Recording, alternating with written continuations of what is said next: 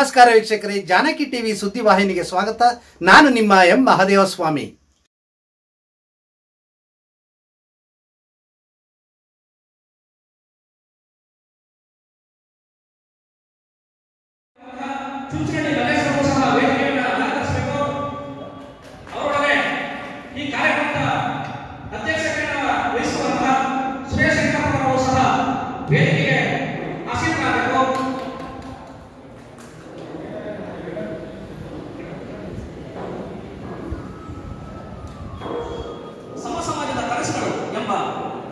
ವಿಚಾರ ಸಂಕಿರಣವನ್ನು ಹಮ್ಮಿಕೊಂಡಿದ್ದು ಈ ವಿಚಾರ ಸಂಕಿರಣಕ್ಕೆ ಆಗಮಿಸುವ ತಮಗೆಲ್ಲರಿಗೂ ಹೃತ್ಪೂರ್ವಕ ಹೋರಾಟದ ಸಂಘರ್ಷಗಳು ಜೊತೆಗೆ ಕೂಡಿ ಬಂದಂತಹ ನೆಲಸಂಸ್ಕೃತಿಯ ಸಂಘರ್ಷಗಳು ದಮನಿತ ಶೋಷಿತ ವರ್ಗಗಳ ಜೊತೆಗೆ ಸಂಘರ್ಷ ಸಮಿತಿ ನಂಜನಗೂಡು ತಾಲೂಕು ಶಾಖೆ ಹಾಗೂ ಈ ಒಂದು ಸ್ವಾಗತ ಭಾಷಣವನ್ನು ತಮ್ಮೆಲ್ಲರಿಗೂ ಕೋರುವಂಥ ಸುವರ್ಣ ಅವಕಾಶ ನನ್ನದಾಗಿದೆ. ಇಲ್ಲೆಲ್ಲರೂ ಆಗಮಿಸಿರತಕ್ಕಂಥ ಎಲ್ಲ ನಮ್ಮ ಹೋರಾಟ ಸಂಘಟನೆಗಳು ನಂಜನಗೂಡು ಬಂಧುಗಳಿಗೆ ಸ್ವಾಗತ ಹಾಗೂ ಈ ಕಾರ್ಯಕ್ರಮದ ಉದ್ಘಾಟನೆಯಾಗಿ ಈ ವಿಚಾರ ಸಂಕಿರಣಕ್ಕೆ ಚಾಲನೆ ಸಿಗಲಿದೆ.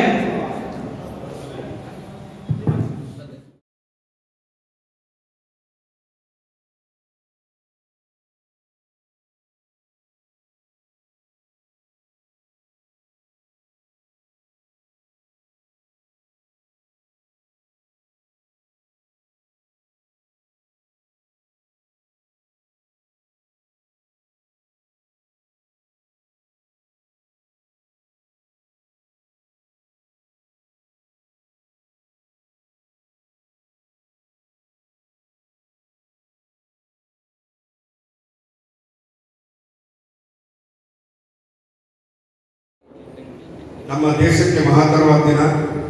ಹಾಗಾಗಿ ನಾವೆಲ್ಲರೂ ಕೂಡ ಭಾರತ ಸಂವಿಧಾನದ ಪೀಠಿಕೆಯನ್ನು ಎದ್ದು ನಿಂತು ಕೈಯನ್ನು ಮುಂದೆ ಮಾಡಿ ನಾವು ಏನು ಹೇಳ್ತೀವಿ ಅದನ್ನು ತಾವು ಕೂಡ ತಮ್ಮ ಕೈಯಲ್ಲಿ ಕೊಟ್ಟಿರ್ತಕ್ಕಂಥದ್ದನ್ನ ನೋಡಿಕೊಂಡು ಬಹಳ ಸ್ಪಷ್ಟವಾಗಿ ಅದನ್ನು ಉಚ್ಚಾರಣೆ ಮಾಡಬೇಕಂತ ಈ ಮೂಲಕ ಮನವಿ ಮಾಡ್ತೀವಿ. ಭಾರತದ ಪ್ರಜೆಗಳಾದ ನಾವು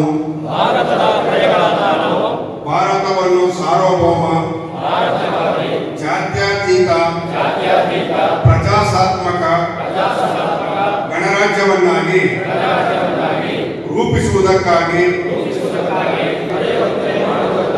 ವ್ಯಕ್ತಿ ಗೌರವ, ದೇಶದ ಏಕತೆ ಮತ್ತು ಸಮಗ್ರತೆಗಾಗಿ ಎಲ್ಲರಲ್ಲಿ ಮಾತೃತ್ವ ಭಾವನೆಯನ್ನು ಮೂಡಿಸುವುದಕ್ಕೆ ದೃಢ ಸಂಕಲ್ಪ ಮಾಡಿ ಬೆಳಿಗ್ಗೆ ದೀಪಕ್ ಸರ್ ಅವರು ಕೂಡ ಅದ್ರ ಬಗ್ಗೆ ಟೌನಲ್ಲಿ ಹತ್ರ ಅವರು ಮಾತನಾಡಿ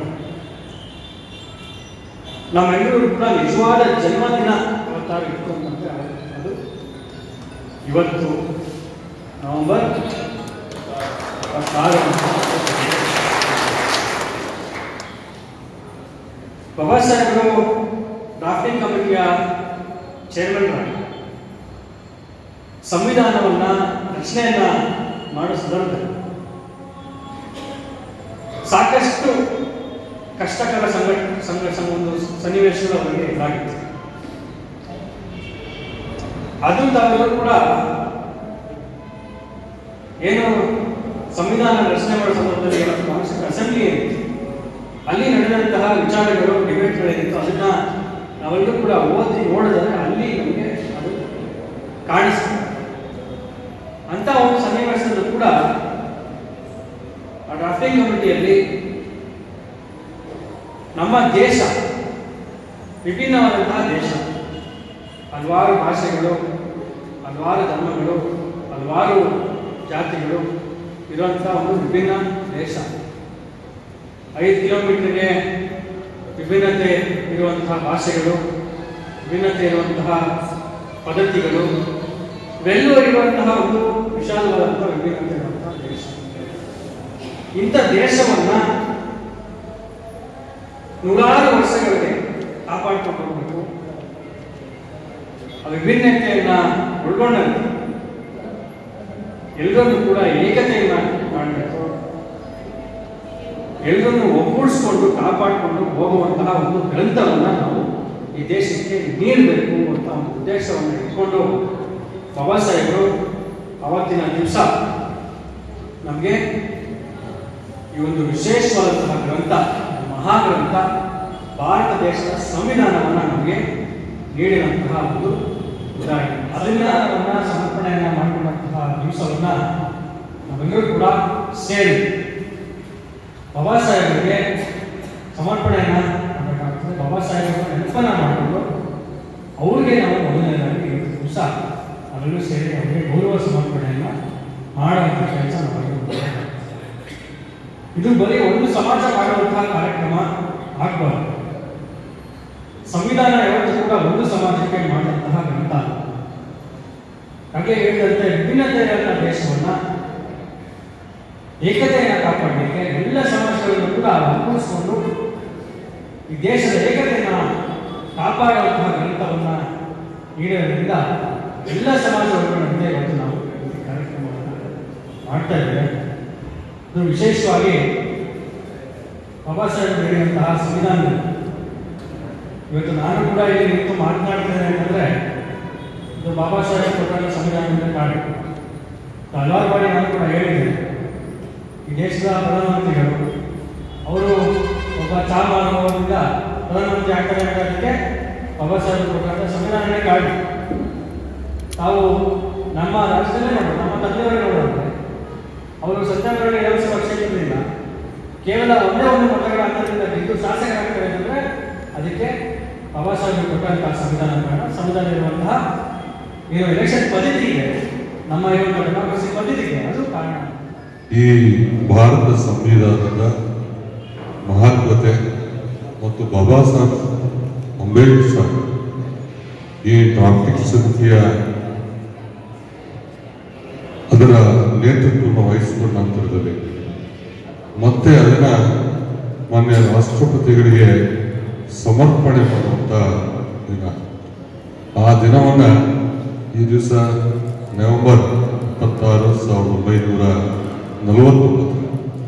ಈ ಒಂದು ಸಂದೇಶವನ್ನ, ಸಂವಿಧಾನ ಪೀಠಿಕೆಯನ್ನ ಮಾನ್ಯ ರಾಷ್ಟ್ರಪತಿಗಳನ್ನ ರಾಜೇಂದ್ರ ಪ್ರಸಾದ್ ಅವರಿಗೆ ಅದನ್ನ ಸಮರ್ಪಣೆ ಮಾಡುವಂಥದ್ದು. ಈ ದಿವಸವನ್ನು ನಾವು ಯಾಕೆ ನಾವೇ ಸಮರ್ಪಣೆ ಮಾಡ್ಕೊತಾ ಇದ್ದೀವಿ, ಅರ್ಪಿಸ್ಕೊತಾ ಇದ್ದೀವಿ ಅಂತ ಹೇಳಿದ್ರೆ, ಬಾಬಾ ಸಾಹೇಬ್ ಕೊಟ್ಟಂಥದ್ದನ್ನ ನಾವೆಲ್ಲರೂ ಒಪ್ಪಿ ಈ ದೇಶಕ್ಕೆ ಕೊಟ್ಟಂತ ಒಂದು ಪವಿತ್ರವಾದಂಥ ಒಂದು ಸಂವಿಧಾನ. ಆ ಸಂವಿಧಾನ ಅಡಿಯಲ್ಲಿ ಈಗಾಗಲೇ ಶಾಸಕರು ಬಹಳ ಕುಲಂಕುಷವಾಗಿ ಪ್ರತಿಯೊಂದು ಭಾಷೆ, ಪ್ರತಿಯೊಂದು ಧರ್ಮ, ಪ್ರತಿಯೊಂದು ಸಮಾಜದಲ್ಲಿ ಅನೇಕ ಉಪ ಜಾತಿಗಳು ಈ ದೇಶಾದ್ಯಂತ ಇರ್ತಕ್ಕಂಥ ಎಲ್ಲ ಜನರಿಗೆ ಅನುಕೂಲವಾಗುವಂಥ ಎಲ್ಲ ಸಮಾಜದಲ್ಲೂ ಕೂಡ ಒಪ್ಪುವ ರೀತಿಯಲ್ಲಿ ಈ ಒಂದು ಸಂವಿಧಾನ ರಚನೆ ಆಗಿದೆಯಲ್ಲ, ಅದಕ್ಕೆ ನಾವೆಲ್ಲರೂ ಕೂಡ ತಲೆಬಾಗಬೇಕಾಗ್ತದೆ. ಹಾಗಾಗಿ ಇದನ್ನ ಉಳಿಸಿ ಬೆಳೆಸಿ ನಾವು ಮಾಡುವಂಥ ಕರ್ತವ್ಯ ನಮ್ಮೆಲ್ಲರ ಕರ್ತವ್ಯ. ಸಂವಿಧಾನ ಬರೆಯೋದು ದೊಡ್ಡ ವಿಚಾರ ಅಲ್ಲ, ಆದ್ರೆ ಭಾರತದ ದೇಶಕ್ಕೆ ಸಂವಿಧಾನ ಬರೆಯೋದು ತುಂಬಾ ದೊಡ್ಡ ವಿಚಾರ. ಜಗತ್ತಿನ ಅನೇಕ ಬುದ್ಧಿಜೀವಿಗಳು, ತಜ್ಞರು, ಜ್ಞಾನಿಗಳು, ಸಂವಿಧಾನದ ಪಂಡಿತರು ಭಾರತ ದೇಶಕ್ಕೆ ಸಂವಿಧಾನ ಬರೀಲಿಕ್ಕೆ ಎದುರೋಗ್ಬಿಟ್ರು, ಒಪ್ಲಿಲ್ಲ. ಈ ದೇಶಕ್ಕೆ ಎಷ್ಟು ವೈಶಿಷ್ಟ್ಯತೆಗಳಿದೆಯೋ ಅಷ್ಟೇ ವೈರುಧ್ಯಗಳು ಕೂಡ ಇದೆ. ಎಷ್ಟು ವಿಶೇಷತೆಗಳಿದೆಯೋ ಈ ದೇಶಕ್ಕೆ ಅಷ್ಟೇ ವಿಚಿತ್ರವಾದ ದೇಶ ಕೂಡ ಇದೆ. ಈ ದೇಶದಲ್ಲಿ ಸಂಸ್ಕೃತಿ ಒಂದು ಭಾಗ ಆದ್ರೆ, ಭಾಷೆಯದೊಂದು ಸಮಸ್ಯೆ ಆದ್ರೆ, ಜಾತಿದೊಂದು ಸಮಸ್ಯೆ ಆದ್ರೆ, ಧರ್ಮದೊಂದು ಸಮಸ್ಯೆ ಆದ್ರೆ, ಪಂಗಡಗಳದೊಂದು ಸಮಸ್ಯೆ ಆದ್ರೆ, ಲಿಂಗ ಭೇದದೊಂದು ಸಮಸ್ಯೆ ಆದ್ರೆ, ಇದಕ್ಕೆಲ್ಲ ಮೀರಿದಂಥದ್ದು ಇನ್ನೊಂದು ಅಂದ್ರೆ ಈ ದೇಶ ಅಜ್ಞಾನದಿಂದ ಕೂಡಿದಂಥ ದೇಶ, ಮೌಢ್ಯದಿಂದ ಕೂಡಿದಂಥ ದೇಶ, ಅನಕ್ಷರದಿಂದ ಕೂಡಿದಂಥ ದೇಶ, ಅನಾಚಾರಗಳನ್ನೇ ಸತ್ಯ ಅಂತೇಳಿ ನಂಬಂಥ ದೇಶ. ಇಂಥ ಒಂದು ದೇಶಕ್ಕೆ ಒಂದು ಸಂವಿಧಾನವನ್ನ, ಬರೀ ಒಂದು ಸಂವಿಧಾನ, ಒಂದು 10 ತರ ಸಂವಿಧಾನ ಬಂದ್ಬಿಡೋದಾದ್ರೆ ಇಂಥ ಒಂದು ದೇಶಕ್ಕೆ ಒಂದೇ ಸಂವಿಧಾನ ಕೊಟ್ಟು ಆ ಒಂದು ಸಂವಿಧಾನ ಈ ದೇಶವನ್ನ ನೂರ್ಕಾಲ ಸುರಕ್ಷಿತವಾಗಿ ಭದ್ರವಾಗಿ ಕಾಪಾಡ್ಕೊಳ್ಳೋಕೆ ಬರೆಯೋದಿದೆಯಲ್ಲ ಸವಾಲು. ಆ ಸವಾಲು ಜಗತ್ತಲ್ಲಿ ಅಂಬೇಡ್ಕರ್ ಅವರು ಬಿಟ್ಟರೆ ನ್ಯಾಯ ಇರಲಿಲ್ಲ. ಆ ಕಾರಣಕ್ಕಾಗಿ ನಾವು ಅಂಬೇಡ್ಕರ್ ಯಾವ್ದಪ್ಪ ಅಂದ್ರೆ Baba Saheb doctor B R Ambedkar ಅವರು ಬರೆದಂತ ಸಂವಿಧಾನ ಅನ್ನೋ ಕಾರಣಕ್ಕಾಗಿ ಸಂವಿಧಾನವನ್ನು ವಿರೋಧಿಸ್ತಾ ಇದ್ದಾರೆ. ಈಗ ನಮ್ಗೆ ಒಂದು ದೊಡ್ಡ ವಿಚಾರವನ್ನ ನಾನು ಪ್ರಸ್ತಾಪ ಮಾಡ್ತೀನಿ. ನಾನು ಶಾಸಕರಿಗೆ ನೀವು ಹೊರಟುಬಿಡಿ ಅಂತಾನೆ ಅಂದೆ, ಶಾಸಕರು ಹೊರಟುಬಿಡಿ ಅಂತ. ಬಹುಶಃ ಒಂದು ದೊಡ್ಡ ಗಂಭೀರವಾದ ವಿಚಾರ. 48 ಗಂಟೆ ಹಿಂದೆಯಿಂದ ಕರ್ನಾಟಕದಲ್ಲಿ ಒಂದು ದೊಡ್ಡ ಸಂಚಲನವನ್ನು ಸೃಷ್ಟಿ ಮಾಡಿದೆ ವಿಚಾರ. ಅದ್ಯಾವುದಪ್ಪ ಅಂತಂದ್ರೆ, ಉಡುಪಿಯ ಪೇಜಾವರ ಮಠದ ವಿಶ್ವಪ್ರಸನ್ನ ತೀರ್ಥ ಸ್ವಾಮೀಜಿಗಳು ಮೊನ್ನೆ, ಇಲ್ಲೆಲ್ಲ ಯುವಕರು ಕೂತಿದ್ರಿ, ಗಂಭೀರವಾಗಿ ಕೇಳಬೇಕು. ನಾನು ಯಾಕೆ ಈ ಕಾಲಘಟ್ಟ ಸಂವಿಧಾನವನ್ನ ಉಳಿಸುವವರು ವರ್ಸಸ್ ಸಂವಿಧಾನವನ್ನ ಅಳಿಸುವವರ ನಡುವಿನ ಸಂಘರ್ಷದ ಕಾಲಘಟ್ಟ ಅಂತ ಹೇಳಿದೆ ಅದಕ್ಕೆ ಇದೊಂದು ದೊಡ್ಡ ಉದಾಹರಣೆ. ಪತ್ರಿಕೆಯಲ್ಲಿ ಬಂದಿದೆ, ಮಾಧ್ಯಮಗಳು ಕೂಡ ದುರದೃಷ್ಟವಶ ಇದೊಂದು ದೊಡ್ಡ ಚರ್ಚೆಯ ವಸ್ತು ಮಾಡ್ಕೋಬೇಕಾಗಿತ್ತು. ವೈಭವೀಕರಿಸುವ ಕ್ಷುಲ್ಲಕ ರಾಜಕಾರಣವನ್ನೇ ವೈಭವೀಕರಿಸುವ, ಒಬ್ಬ ವ್ಯಕ್ತಿಯ ಖಾಸಗಿ ಜೀವನವನ್ನೇ ವೈಭವೀಕರಿಸುವ ಮಾಧ್ಯಮ ಸಂವಿಧಾನದ ಬಗ್ಗೆ ಆಡಿರುವ ಮಾತುಗಳ ಬಗ್ಗೆ ಇವತ್ತಿಷ್ಟೊತ್ತಿಗೆ ಒಂದು ದೊಡ್ಡ ಡಿಬೇಟ್ ಆಗ್ಬೇಕಾಯ್ತು. ಆಗದಿರೋದು ಈ ದೇಶದ ಮಾಧ್ಯಮದ ದುರಂತ ಅಂತೇಳಿ ನಾನು ಒಬ್ಬ ಪತ್ರಕರ್ತನಾಗಿ ಹೇಳಲಿಕ್ಕೆ ಬಯಸ್ತೇನೆ. ಏನ್ ಹೇಳಿದ್ದಾರೆ ಪೇಜಾವರ ಮಠದ ವಿಶ್ವೇಶ್ವರ ಪ್ರಸನ್ನ ತೀರ್ಥ ಸ್ವಾಮೀಜಿಗಳು ಅಂದ್ರೆ, ಒಂದು ಸಮಾವೇಶ ಆಗ್ತದೆ, ವಿಶ್ವ ಹಿಂದೂ ಪರಿಷತ್ನವರು ಸಂತ ಸಮಾವೇಶದಲ್ಲಿ ಅವ್ರು ಮಾತಾಡ್ತಾ ಇರ್ತಾರೆ. ಸ್ವಾತಂತ್ರ್ಯ ಪೂರ್ವದಲ್ಲಿ ಭಾರತ ಹಿಂದೂ ರಾಷ್ಟ್ರ ಆಗಿದ್ದು, ಸ್ವಾತಂತ್ರ್ಯದ ನಂತರದಲ್ಲಿ ಭಾರತ ಜಾತ್ಯತೀತ ರಾಷ್ಟ್ರವಾಗ್ತಾ ಇದೆ. ಈಗ ನಮಗೆ ನಮ್ಮನ್ನು ಗೌರವಿಸುವ ಸಂವಿಧಾನ ಬರಬೇಕು ಅಂತ ಮಾತಾಡಿದ್ದಾರೆ. ಉಡುಪಿ ಶ್ರೀಗಳು ಮಾತಾಡಿರೋದು, ಈಗ ನಮ್ಮನ್ನ ಗೌರವಿಸುವ ಸಂವಿಧಾನ ಬರಬೇಕು. ಮುಂದೋಗಿ ಮಾತಾಡ್ತಾ ಇರ್ತಾರೆ ಅವರು, ದೇಶಕ್ಕೆ ಸ್ವಾತಂತ್ರ್ಯ ಬಂದು 75 ವರ್ಷಗಳಾಗಿರುವ ಸಂಭ್ರಮದಲ್ಲಿದ್ದೀವಿ, ಆದ್ರೆ ನಿಜಕ್ಕೂ ನಮಗೆ ಸ್ವಾತಂತ್ರ್ಯ ಸಿಕ್ಕಿಲ್ಲ ಅಂತ ಹೇಳ್ತಾರೆ ಪೇಜಾವರ ಮಠದ ಶ್ರೀಗಳು. ಮುಂದುವರೆದು ಮಾತಾಡ್ತಾರೆ, ಹಿಂದೂಗಳು ನಾವೆಲ್ಲರೂ ಕೂಡ ಸುಭದ್ರವಾಗಿದ್ದೇವೆ ಅಂತ ಹೇಳಿ ಭ್ರಮೆಯಲ್ಲಿದ್ದೇವೆ, ಆದ್ರೆ ಈ ದೇಶವನ್ನ ಕಬಳಿಸುವ ಕೆಲಸ ನಡೀತಾ ಇದೆ. ಹಿಂದೂಗಳನ್ನ ಬೇರೆ ಧರ್ಮದಕ್ಕೆ ಸೆಳೆಯುವ ಕೆಲಸ ಆಗ್ತಾ ಇದೆ. ಹಿಂದೂಗಳನ್ನ ಬೇರೆ ಧರ್ಮಕ್ಕೆ ಮತಾಂತರದ ಮೂಲಕ ಸೆಳೆಯುವ ಕೆಲಸ ಆಗ್ತಾ ಇದೆ. ಅದ್ರ ಬಗ್ಗೆ ನಾವು ಜಾಗೃತಿ ಮೂಡಿಸಬೇಕು ಅಂತ ಹೇಳ್ತಾರೆ. ಮುಂದುವರೆದು ಹೇಳ್ತಾರೆ ಅವರು, ಹಿಂದೂ ಧರ್ಮ ಮತ್ತು ಹಿಂದೂಗಳನ್ನ ಗೌರವಿಸುವ ಪಕ್ಷ ಅಧಿಕಾರಕ್ಕೆ ಬರಬೇಕು ಅಂತಾರೆ. ಹಿಂದೂಗಳು ಮತ್ತೆ ಹಿಂದೂ ಧರ್ಮವನ್ನ ಗೌರವಿಸುವ ಪಕ್ಷ ಅಧಿಕಾರಕ್ಕೆ ಬರಬೇಕು. ಅದಕ್ಕೆ ಮುಂದಿನ ಚುನಾವಣೆಗಳಲ್ಲಿ ಹಿಂದೂಗಳೆಲ್ಲ ಬೀದಿಗೆ ಬಂದು ಹೋರಾಟ ಮಾಡಬೇಕು ಅಂತ ಕರೆ ಕೊಡ್ತಾರೆ. ಐದನೇದಾಗಿ ಹೇಳ್ತಾರೆ ಅವರು, ನಮ್ಮ ದೇಶದಲ್ಲಿ ಇರುವಂತದ್ದು ಬ್ರಿಟಿಷರ ಶಿಕ್ಷಣ ಪದ್ಧತಿ, ಇದು ತೊಲಗಬೇಕು ಅಂತ ಹೇಳ್ತಾರೆ. ಇದು 5 ಸಂತ ಸಮಾವೇಶದಲ್ಲಿ, ವಿಶ್ವ ಹಿಂದೂ ಪರಿಷತ್ ನಡೆದಂತಹ ಸಮಾವೇಶದಲ್ಲಿ ತೆಗೆದುಕೊಂಡಂತ ಅಭಿಪ್ರಾಯ ಮತ್ತೆ ನಿರ್ಣಯಗಳ ಬಗ್ಗೆ ನಾನು ಆಮೇಲೆ ಮಾತಾಡ್ತೀನಿ. ನಾನು ಈ ವೇದಿಕೆ ಮೇಲೆ, ನಂಜನಗೂಡಿನ ವೇದಿಕೆ ಮೇಲೆ ಶ್ರೀಗಳನ್ನ ಅತ್ಯಂತ ಗೌರವಪೂರ್ವಕವಾಗಿ ಕೆಲವು ಪ್ರಶ್ನೆಗಳನ್ನ ಕೇಳಲಿಕ್ಕೆ ಬಯಸ್ತೇನೆ. ಹೌದು, ಸ್ವಾತಂತ್ರ್ಯ ಪೂರ್ವದಲ್ಲಿ ಭಾರತ ಹಿಂದೂ ರಾಷ್ಟ್ರ ಆಗಿತ್ತು, ನಿಮ್ಮ ಪ್ರಕಾರ ಒಪ್ಪೋಣ. ಆ ಹಿಂದೂ ರಾಷ್ಟ್ರದಲ್ಲಿ ದಲಿತರು, ಶೋಷಿತರು, ಅಸ್ಪೃಶ್ಯರು, ಅಲ್ಪಸಂಖ್ಯಾತರು, ಮಹಿಳೆಯರು, ಆದಿವಾಸಿಗಳಿಗೆ ಶಿಕ್ಷಣ ಪಡೆದುಕೊಳ್ಳುವ ಹಕ್ಕಿತ್ತೆ, ಸಂಪತ್ತನ್ನು ಗಳಿಸುವ ಹಕ್ಕಿತ್ತೆ, ಮಹಿಳೆಯರು ಶಾಲಾ ಕಾಲೇಜಿಗೆ ಹೋಗಿ ಪದವಿಗಳನ್ನು ಪಡೆಯುವ ಹಕ್ಕಿತ್ತೆ, ದಲಿತರು ಭೂಮಿಯನ್ನು ಪಡೆಯುವ ಹಕ್ಕಿತ್ತೆ, ಅವ್ರ ಇಷ್ಟದ ಪ್ರಕಾರ ಬದುಕುವ ಹಕ್ಕಿತ್ತೆ, ಆರ್ಥಿಕ ಸ್ವಾವಲಂಬನೆಗೆ ಅವಕಾಶವಿತ್ತೆ, ಅವನ್ನ ನೀವು ಗೌರವಯುತವಾಗಿ ನಡೆಸ್ಕೊಂಡಿದ್ದೀರಾ ಎಲ್ಲಾ ಮನುಷ್ಯರ ರೀತಿ. ನಿಮ್ಮ ಹಿಂದೂ ರಾಷ್ಟ್ರದಲ್ಲಿ ಇವೆಲ್ಲವೂ ಇತ್ತ? ಅದನ್ನ ಶ್ರೀಗಳು ನಮಗೆ ಸ್ಪಷ್ಟಪಡಿಸಬೇಕಾಗ್ತದೆ. ಯಾಕೆಂತಂದ್ರೆ ಇತ್ತು ಅನ್ನೋದಾದ್ರೆ ಅವರು ಪುರಾವೆಗಳನ್ನು ಕೊಡಬೇಕಾಗ್ತದೆ. ಹಾಗಾದ್ರೆ ಇದೆಲ್ಲವೂ ಕೂಡ ಬಂದದ್ದು ಯಾವಾಗ? ಈ ದೇಶಕ್ಕೆ ಸ್ವಾತಂತ್ರ್ಯ ಬಂದ ಮೇಲೆ ಮತ್ತೆ ಈ ದೇಶಕ್ಕೆ ಸಂವಿಧಾನವನ್ನ ಕೊಟ್ಟ ಮೇಲೆ ಇವೆಲ್ಲವೂ ಕೂಡ ಸಿಕ್ಕಿದೆ. ಹಾಗಾದ್ರೆ ನೀವು ದಲಿತರು, ಶೋಷಿತರು, ಅಲ್ಪಸಂಖ್ಯಾತರು, ಮಹಿಳೆಯರುಗಳಿಗೆ ಈ ಎಲ್ಲ ಶಿಕ್ಷಣದ ಹಕ್ಕು, ಬದುಕುವ ಹಕ್ಕು, ಉದ್ಯೋಗದ ಹಕ್ಕು, ಅಧಿಕಾರದ ಹಕ್ಕು, ಜೀವನದ ಹಕ್ಕು, ಸ್ವಾಭಿಮಾನದ ಬದುಕಿಗೆ ನೀವು ವಿರುದ್ಧವಾಗಿದ್ದೀರಾ. ಅದನ್ನ ನೀವು ಹಿಂದೂಗಳನ್ನು ಗೌರವಿಸುವ ಪಕ್ಷ ಬರಬೇಕು.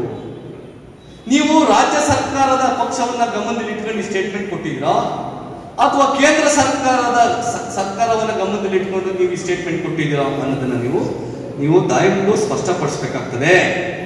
ಯಾಕೆ ಅಂತಂದ್ರೆ ನಿಮ್ಮ ಪ್ರಕಾರ, ನಾನು ಇವತ್ತೊಂದು ಪ್ರಶ್ನೆ ಕೇಳ್ತಾ ಇದ್ದೀನಿ, ನಿಮ್ಮ ಪ್ರಕಾರ ಹಿಂದೂಗಳು ಅಂದ್ರೆ ಯಾರು? ಹಿಂದೂಗಳು ಅಂದ್ರೆ ಯಾರು? ಹಿಂದೂಗಳ ವ್ಯಾಪ್ತಿಗೆ ಬರುವಂತ ಒಲೆ ಮಾದಿಗರು ಸೇರಿದಾಗೆ ಅಸ್ಪೃಶ್ಯರು, ಸ್ಪರ್ಶರು, ಲಿಂಗ ಅಲ್ಪಸಂಖ್ಯಾತರು, ಧಾರ್ಮಿಕ ಜಾತಿಯ ಅಲ್ಪಸಂಖ್ಯಾತರಿಗೆ ನೀವು ಕೊಟ್ಟಿರಬಹುದಂತ, ನಿಮ್ಮ ರಾಷ್ಟ್ರದಲ್ಲಿ, ಹಿಂದೂ ರಾಷ್ಟ್ರದಲ್ಲಿ ಕೊಟ್ಟಿದ್ದಂತ ಸಾಮಾಜಿಕ, ಆರ್ಥಿಕ, ಶೈಕ್ಷಣಿಕ, ರಾಜಕೀಯ ಸ್ಥಾನಮಾನಗಳೇನು ಕ್ಲಾರಿಫೈ ಮಾಡಬೇಕಲ್ಲ. ಹಾಗಾಗಿ ನಾನು ಯಾಕೆ ಈ ಮಾತನ್ನು ಹೇಳ್ತಾ ಇದ್ದೀನಿ ಅಂದ್ರೆ, 4ನೇದು ಹೇಳ್ತಾರೆ, ಇದು ಬ್ರಿಟಿಷರು ಜಾರಿಗೆ ತಂದಂತ ಶಿಕ್ಷಣ ಪದ್ಧತಿ ಇದೆ, ಇದು ಹೋಗ್ಬಿಡ್ಬೇಕು ಅಂತ ಹೇಳ್ತಾರೆ. ಹಾಗಾದ್ರೆ ಶ್ರೀಗಳೇ, ಗೌರವಯುತವಾಗಿ ನಿಮ್ಗೊಂದು ಪ್ರಶ್ನೆ ಕೇಳ್ತೀನಿ. ಇದೇ ಬ್ರಿಟಿಷರ ಶಿಕ್ಷಣ ಪದ್ಧತಿಯಿಂದ ನಿಮ್ಮ ಮಕ್ಕಳು ಡಾಕ್ಟರ್ಗಳಾಗಿ, ಇಂಜಿನಿಯರ್ಗಳಾಗಿ ಪದವಿಗಳನ್ನು ತೆಗೆದುಕೊಂಡು ವಿದೇಶಗಳಲ್ಲಿ ಕೋಟಿ ಕೋಟಿ ಸಂಪಾದನೆ ಮಾಡ್ತಾ ಇದ್ದಲ್ಲ, ಅವ್ರನ್ನೆಲ್ಲರ ಪದವಿಗಳನ್ನ ನೀವು ವಾಪಸ್ ಕೊಡಿಸಿ ದೇಶಕ್ಕೆ ವಾಪಸ್ ಕಳಿಸ್ಬಿಡ್ತೀರಾ? ಇದು ಬ್ರಿಟಿಷರ ಪದ್ಧತಿ ಶಿಕ್ಷಣ ಅಲ್ವಾ? ಅಥವಾ ನೀವೇನಾದ್ರೂ ಬ್ರಿಟಿಷರ ಪದ್ಧತಿಯ ಶಿಕ್ಷಣ ಅಂತ ಹೇಳಿ ನಿಮ್ಮ ಮಕ್ಕಳಿಗೆ ಶಿಕ್ಷಣವನ್ನ ಕೊಡಿಸೋದನ್ನ ತ್ಯಜಿಸ್ಬಿಡ್ತೀರಾ? ಶಿಕ್ಷಣವನ್ನ ಪಡ್ಕೋಬೇಡಿ ಅಂತ ಹೇಳಿ ಏನಾದ್ರೂ ಕರೆ ಕೊಡ್ತೀರಾ? ಇದು ನನ್ನ ಶ್ರೀಗಳಿಗೆ ಪ್ರಶ್ನೆಗಳನ್ನು ನಾನು ಕೇಳಲಿಕ್ಕೆ ಬಯಸ್ತೇನೆ. ಅಲ್ಲಿ ಇನ್ನೊಂದು ಗಮನ ಸೆಳೆದಿದೆ. ಒಂದು ಸಮಾವೇಶದಲ್ಲಿ ಒಂದು ನಿರ್ಣಯವನ್ನ ಪಾಸ್ ಮಾಡಿದ್ದಾರೆ. ವಕ್ಫ್ ಮಂಡಳಿಯಂತೆ ಸನಾತನ ಧರ್ಮವನ್ನ ಕಾಪಾಡಲಿಕ್ಕೆ ಸನಾತನ ಮಂಡಳಿಯನ್ನ ರಚನೆ ಮಾಡಬೇಕು ಅಂತ ಹೇಳಿ ಒಂದು ನಿರ್ಣಯ ಪಾಸ್ ಮಾಡಿದ್ದಾರೆ. ಏನು ಮುಸಲ್ಮಾನರು ತಮ್ಮ ಧಾರ್ಮಿಕ ಕೇಂದ್ರ ಮತ್ತೆ ಅವರ ಆಸ್ತಿ ಪಾಸ್ತಿಗಳನ್ನ ರಚನೆ ಮಾಡಲಿಕ್ಕೆ ವಕ್ಫ್ ಮಂಡಳಿಯನ್ನ ರಚನೆ ಮಾಡಿದ್ದಾರೆ. ಹಾಗೆ ಸನಾತನದ ಮಂಡಳಿಯನ್ನ ಕೂಡ ರಚನೆ ಮಾಡಬೇಕು ಅಂತ ಹೇಳ್ತಾರೆ. 2ನೇದಾಗಿ ಹೇಳ್ತಾರೆ, ದೇವಾಲಯಗಳು, ಈಗ ನಾವೇನ್ ದೇವಸ್ಥಾನಕ್ಕೆ ಹೋಗ್ತಾ ಇದೀವ, ದಯವಿಟ್ಟು ಮಹಿಳೆಯರು ಮತ್ತೆ ನಮ್ಮ ಪುರುಷರು ಅರ್ಥ ಮಾಡ್ಕೋಬೇಕು. ದೇವಾಲಯಗಳು ಅವುಗಳ ಆಸ್ತಿ ಮತ್ತು ಹಣಕಾಸಿನ ನಿರ್ವಹಣೆಯನ್ನ ಸಾಧು ಸಂತರಿಗೆ ಬಿಟ್ಕೊಡ್ಬೇಕಂತೆ, ಸರ್ಕಾರಕ್ಕೆ ಕೊಡಬಾರ್ದಂತೆ. ದೇವಸ್ಥಾನದ ಆಸ್ತಿ ಮತ್ತೆ ದೇವಸ್ಥಾನದ ಹಣಕಾಸಿನ ನಿರ್ವಹಣೆಯನ್ನ ಸಾಧು ಸಂತರಿಗೆ ಬಿಟ್ಕೊಡ್ಬೇಕು ಅಥವಾ ಸನಾತನ ಮಂಡಳಿಗೆ ಬಿಟ್ಕೊಡ್ಬಿಡ್ಬೇಕು ಅಂತ ಕೇಳ್ತಾ ಇದ್ದಾರೆ. ಈ ನಾನು ಪ್ರಶ್ನೆ ಕೇಳ್ತೀನಿ, ನೀವು ರಚನೆ ಮಾಡಲು ಹೊರಟಿರುವ ನಿಮ್ಮ ಕನಸಿನ ಸನಾತನ ಮಂಡಳಿಯಲ್ಲಿ ಯಾರ್ಯಾರು ಇರ್ತಾರೆ? ಯಾವ ಜಾತಿಯವರು ಇರ್ತಾರೆ? ಶೂದ್ರರು ಇರ್ತಾರ? ವೈಶ್ಯರು ಇರ್ತಾರ? ಬ್ರಾಹ್ಮಣರು ಇರ್ತಾರ? ಕ್ಷತ್ರಿಯರು ಇರ್ತಾರ? ಅತಿ ಶೂದ್ರರು ಇರ್ತಾರ? ಅಸ್ಪೃಶ್ಯರು ಇರ್ತಾರ? ಯಾರಿರ್ತಾರೆ ಆ ಮಂಡಳಿ? ಯಾಕಂದ್ರೆ ಹಿಂದೂಗಳಂದ್ರೆ ನಾವೆಲ್ಲ ಒಂದೇ ಅಲ್ವಾ? ಅವ್ರಿಗೆ ನೀವು ಕೊಡುವಂತ ನಿಮ್ಮ ಸಂಸ್ಥೆಗಳಲ್ಲಿ ನೀವು ಕೊಡುವಂತ ಪ್ರಾತಿನಿಧ್ಯ ಏನು? ನಿಮ್ಮ ಮಠಗಳಲ್ಲಿ ನೀವು ಕೊಡುವಂತ ಪ್ರಾತಿನಿಧ್ಯ ಏನು? ನಿಮ್ಮ ಪೀಠಗಳಲ್ಲಿ ನೀವು ಕೊಡುವಂತ ಪ್ರಾತಿನಿಧ್ಯ ಏನು? ಹಿಂದೂಗಳು ಎಲ್ಲರೂ ಒಂದೇ ಅನ್ನೋದಾದ್ರೆ ನೀವು ಅಂತರ್ಜಾತಿ ವಿವಾಹಕ್ಕೆ ಕರೆ ಕೊಡ್ತೀರಾ? ಅಂತರ್ಜಾತಿ ವಿವಾಹವನ್ನ ನೀವು ಪ್ರೋತ್ಸಾಹಿಸ್ತೀರಾ? ಆಗುತ್ತಾ ನಿಮ್ಮ ಕೈಲಿ? ನೀವು ನಾವು ಹೇಳಿದ ಕಂಡೀಷನ್ ನೀವು ಒಪ್ಕೊಳ್ಳೋದಾದ್ರೆ ನಾವು ಹಿಂದೂ ಧರ್ಮದಲ್ಲಿ ಇರಬೇಕು ಅಂತ ನಾವು ಬಯಸ್ತೇವೆ. ಕಡೆಯದಾಗಿ ಇನ್ನೊಂದು ವಿಚಾರ ಹೇಳಿದೆ, ಅದು ತಮಾಷೆ ಅಂತ ನನಗೆ ಅನಿಸ್ತು. ಲವ್ ಜಿಹಾದಿಯಿಂದ ಹಿಂದೂ ಯುವತಿಯರನ್ನ ಸರ್ಕಾರ ರಕ್ಷಣೆ ಮಾಡಬೇಕಂತೆ. ನೋಡಿ, ದೇವಸ್ಥಾನನ ಅವ್ರಿಗೆ ಸುಪರ್ದಿ ಕೊಟ್ಬಿಡ್ಬೇಕಂತೆ, ಅವ್ರು ಹುಟ್ಟಿಸಿರೋ ಹೆಣ್ಮಕ್ಳನ್ನ ಸರ್ಕಾರ ರಕ್ಷಣೆ ಮಾಡಬೇಕಂತೆ, ಅವ್ರು ಮಾಡೋದಂತೆ. ಲವ್ ಜಿಹಾದಿಯಿಂದ ಹಿಂದೂ ಹೆಣ್ಮಕ್ಳನ್ನ ಸರ್ಕಾರ ರಕ್ಷಣೆ ಮಾಡಬೇಕಂತೆ. ಹಂಗಾದ್ರೆ ನಿಮ್ಮ ಹೊಣೆಗಾರಿಕೆ ಏನು? ನಾನೊಂದು ಮಾತು ಹೇಳ್ತೀನಿ, ನಾನು ಹಿಂದೂ ಆಗಿ ಹುಟ್ಟಿರೋದು. ನಾನು ಹಿಂದೂ ಆಗಿ ಹುಟ್ಟರು ಕೂಡ ನಾನು ಬಾಬಾ ಸಾಹೇಬರ ಆದರ್ಶ ಮತ್ತು ಚಿಂತನೆಯನ್ನ ಮೈಗೂಡಿಸ್ಕೊಂಡಿರೋದು. ಆ ಕಾರಣಕ್ಕಾಗಿ ಇಂಥ ಪ್ರಶ್ನೆಗಳನ್ನ ನಾನು ನಿಮಗೆ ಕೇಳ್ತಾ ಇದ್ದೀನಿ. ಯಾಕೆ ಈ ಪ್ರಶ್ನೆಗಳು ಕೇಳ್ತಾ ಇದ್ದೀನಿ ಅಂದ್ರೆ, ಇವತ್ತೆಲ್ಲ ಕಡೆನೂ ಧರ್ಮ ರಕ್ಷಣೆ ಆಗಬೇಕು ಅಂತ ಮಾತಾಡ್ತಾ ಇದ್ದೀನಿ. ಅವರು ಧರ್ಮ ರಕ್ಷಣೆ ಆಗಬೇಕು ಅಂತ ಮಾತಾಡ್ತಾ ಇದ್ದಾರೆ, ನಾವು ಸಂವಿಧಾನ ರಕ್ಷಣೆ ಆಗಬೇಕು ಅಂತ ಮಾತಾಡ್ತಾ ಇದ್ದೀವಿ. ನಾನೊಂದು ಮಾತು ಹೇಳ್ತೀನಿ, ಧರ್ಮ ರಕ್ಷಣೆ ಮಾಡೋದಕ್ಕೆ ಯಾರ ಕಡೆಯಿಂದಲೂ ಸಾಧ್ಯ ಇಲ್ಲ. ಹಾಗಾದ್ರೆ ಧರ್ಮ ನಮ್ಮನ್ನು ರಕ್ಷಣೆ ಮಾಡ್ತಾ ಇದೆ ಅಂತ ನಂಬಿದ್ರೆ ಧರ್ಮ ತನ್ನಷ್ಟಕ್ಕೆ ತಾನು ರಕ್ಷಣೆ ಆಗ್ತದೆ. ಒಂದು ವೇಳೆ ಯಾವುದೇ ಧರ್ಮದಲ್ಲಿ ಒಳ್ಳೆಯದಿಲ್ಲದೆ ಹೋದ್ರೆ ಆ ಧರ್ಮವನ್ನ ಯಾರೂ ರಕ್ಷಣೆ ಮಾಡಕ್ಕಾಗಲ್ಲ. ಒಂದು ವೇಳೆ ಆ ಧರ್ಮದಲ್ಲಿ ಶ್ರೇಷ್ಠವಾದಂಥ ಗುಣಗಳಿದ್ರೆ, ಒಂದು ವೇಳೆ ಆ ಧರ್ಮದಲ್ಲಿ ಶ್ರೇಷ್ಠವಾದಂಥ ಅನುಕರಣೆಗಳಿದ್ರೆ, ಆಚಾರಗಳಿದ್ರೆ, ವಿಚಾರಗಳಿದ್ರೆ, ಪದ್ಧತಿಗಳಿದ್ರೆ, ಆ ಧರ್ಮವನ್ನ ಯಾರು ರಕ್ಷಣೆ ಮಾಡಕ್ಕಾಗಲ್ಲ. ಆ ಧರ್ಮ ತನ್ನಷ್ಟಕ್ಕೆ ತಾನೇ ರಕ್ಷಣೆ ಆಗ್ತದೆ. ಅದಕ್ಕೆ ಸಾಧು ಸಂತರು ಬೇಕಾಗಿಲ್ಲ. ನೀವು ಹಿಂದೂ ಧರ್ಮದ ಶುದ್ಧೀಕರಣ ಮಾಡುವಂತ ಕಾಯಕಕ್ಕೆ ಮುಂದಾಗದೆ, ಹಿಂದೂ ಧರ್ಮದಲ್ಲಿರುವಂತ ನ್ಯೂನತೆಗಳನ್ನ ಸರಿಪಡಿಸಿ ಅದರ ಶುದ್ಧೀಕರಣಕ್ಕೆ ಮುಂದಾಗದೆ ಸಾಧು ಸಂತರು ನೀವು ಎಲ್ಲಾ ರೀತಿಯಲ್ಲೂ ಶ್ರೇಷ್ಠವಾಗಿರುವಂತ, ಯಾವುದೇ ಒಂದು ಸಣ್ಣ ಕಳಂಕ ಇಲ್ಲಿರುವಂತಹ, ಯಾವುದೇ ರೀತಿಯ ಒಂದು ಕಲ್ಮಶ ಇಲ್ಲಿರುವಂತ ಸಂವಿಧಾನವನ್ನ ಬದಲಾಯಿಸಬೇಕು ಅಂತ ಹೋಗ್ತಾ ಇದ್ದೀರಲ್ಲ, ನಾನು ನಿಮ್ಮನ್ನ ಏನಂತ ಹೇಳಿ ಕರಿಬೇಕು? ಗೌರವ. ನೀವು ಗೌರವ ಕೊಟ್ರೆ ಆಟೋಮೆಟಿಕ್ ಆಗಿ ನಿಮ್ಗೆ ಗೌರವ ಕೊಡುತ್ತೆ ಈ ದೇಶ ಮತ್ತೆ ಈ ಸಮಾಜ ಮತ್ತೆ ಈ ಜನ ಮತ್ತೆ ಈ ಸಂವಿಧಾನ ಅನ್ನೋದನ್ನ ನೀವು ಅರ್ಥ ಮಾಡ್ಕೋಬೇಕು. ಅದಕ್ಕೇನೆ ಹೇಳ್ತಾರೆ, give respect and take respect ಅನ್ನೋ ಮಾತಿದೆ. ಎಲ್ಲೂ ಕೂಡ take respect and give respect ಅಂತಿಲ್ಲ. ನೀನು ಗೌರವ ಕೊಟ್ರೆ ನಿನಗೆ ಗೌರವ ಕೊಡ್ತೇವೆ. ಶಾಸಕರು ಮಾತಾಡ್ಬೇಕಾದ್ರೆ ತುಂಬಾ ಚೆನ್ನಾಗಿ ಒಂದು ಮಾತಂದ್ರು, ನಾವೆಲ್ಲರೂ ಕೂಡ ಹಕ್ಕುಗಳ ಬಗ್ಗೆ, ಸಂವಿಧಾನದ ಹಕ್ಕುಗಳ ಬಗ್ಗೆ ಜಾಗೃತರಾಗಿದ್ದೇವೆ ಅನ್ನೋ ಮಾತನ್ನು ಹೇಳಿದ್ರು. ಅದ್ರ ಜೊತೆಗೆ ಒಂದು ಮಾತಾಡಿದ್ರು, ನಮ್ಗೆ ಕರ್ತವ್ಯನೂ ಕೂಡ ಇದೆ ಸಂವಿಧಾನದಲ್ಲಿ. ನಾವೆಲ್ಲರೂ ಬರೀ ಹಕ್ಕುಗಳ ಬಗ್ಗೆ ಇಷ್ಟು ವರ್ಷ ಭಾಷಣ ಮಾಡಿದೀವಿ, ಮಾತಾಡಿದೀವಿ, ಜಾಗೃತಿ ಮೂಡಿಸಿದ್ವಿ, ಆದ್ರೆ ನಮ್ಮ ಕರ್ತವ್ಯ ಏನು ಅಂತ ಹೇಳಿ ಮಾತಾಡಿಲ್ಲ. ಆ ಕರ್ತವ್ಯದಲ್ಲಿ ಏನಿದೆ ಮೊದಲೇದು ಅಂದ್ರೆ ಸಂವಿಧಾನವನ್ನ ಪಾಲಿಸಬೇಕು ಮತ್ತೆ ಸಂವಿಧಾನವನ್ನ ಗೌರವಿಸಬೇಕು ಅಂತಿದೆ. ಒಂದು ವೇಳೆ